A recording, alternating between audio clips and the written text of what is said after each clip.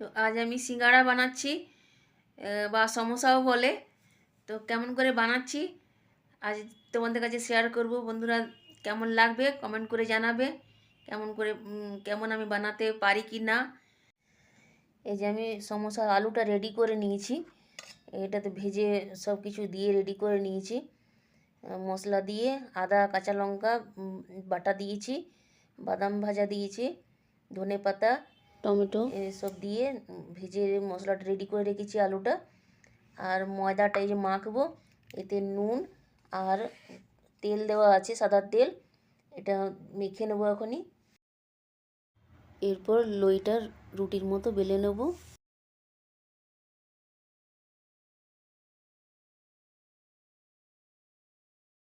আমি বেলে নিলাম রুটিটা লম্বা করে। এরপর এটা মাঝে মাঝে কেটে দেবো, দু টুকরো করবো। এরপর একটা রুটিতে দুটো সিঙ্গাড়া তৈরি হয়। এরপর এটাতে পুর ভরে দেবো। এখানটাতে একটু জল দিতে হয়, এই জায়গায় একটু জল লাগিয়ে দিলাম যাতে এটা চিটিয়ে যাবে। তাহলে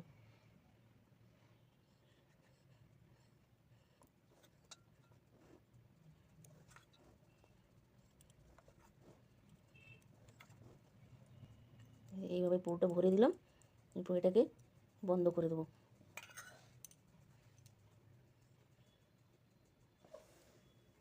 আবার এখানটাতে একটু জল লাগিয়ে দেবো।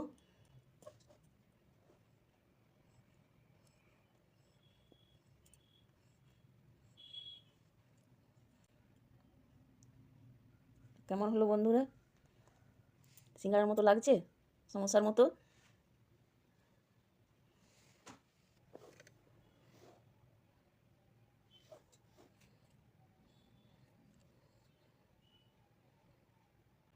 এইভাবে আরেকটাকে বানিয়ে নেব। যেটা চিটিয়ে গেল পুরোটা ভরে নিই।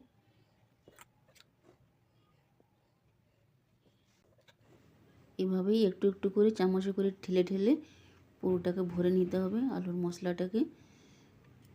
তারপরে সমোসার যে মুখটা হচ্ছে ওটাতে চারিপাশটাতে একটু করে জল লাগিয়ে দিতে হবে। জল লাগিয়ে দিলে ভালো করে চিটিয়ে যাবে, তাহলে দেখুন লিক করবে না। ভালো লাগছে না? এইভাবেই বাকি সবগুলো আরও বানিয়ে নিই। এই সমোসাগুলো বানিয়ে নিয়েছি।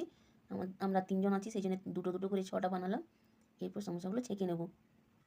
তেলটা গরম হয়ে গেছে, এরপর সমোসাগুলো সব একে একে দিয়ে দেবো।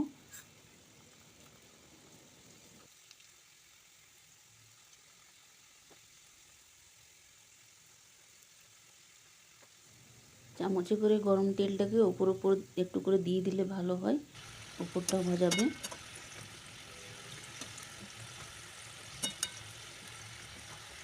আঁচটাকে প্রথমে হাই করে দিয়েছিলাম, খুব বেশি গরম হয়ে গেছিলো। তারপরে সমোসাগুলো দিয়ে নিয়ে একটু লো ফ্লেমে করে দিয়েছিলাম।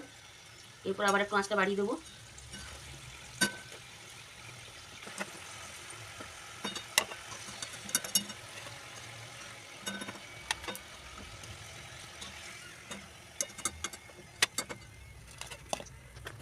তো সমোসাগুলো রেডি হয়ে গেল।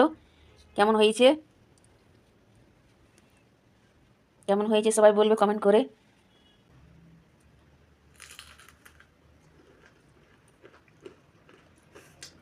খুব সুন্দর লাগছে। আমি ভাবতে পারিনি এত সুন্দর সমোসা বানাতে পারবো আমি। খুব সুন্দর হয়েছে।